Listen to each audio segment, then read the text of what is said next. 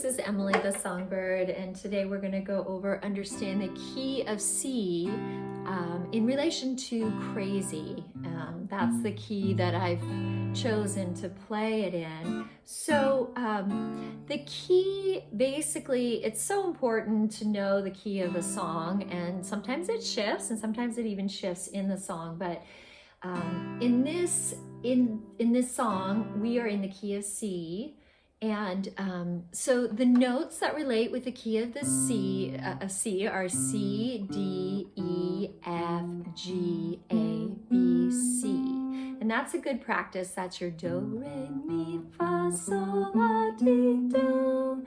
You can do an open position on that C, D, E, F, G, A, B, C, or you can do it closed, 3, 5, C, D, E, F, G, A, B, C, which is a movable formation, which is very helpful to have. So anyway, it's good to know the scale because we do a lot of walking along that scale.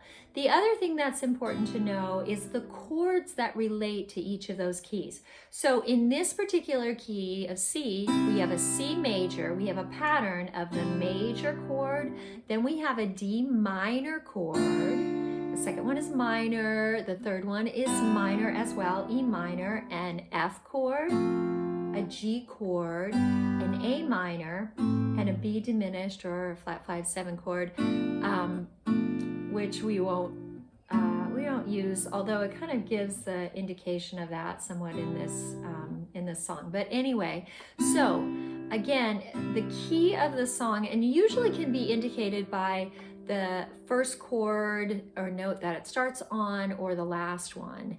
And so yeah, hopefully that's helpful to get started with this lovely song. My dad absolutely loved this song, and I just always feel connected with them when I play any Willie Nelson song. So have a magical and musical day and miraculous. And if you're interested in learning more, you can visit my website at emilythesongbird.com. Check out my Find Your Song guitar course and give the video a thumbs up, like, and comment.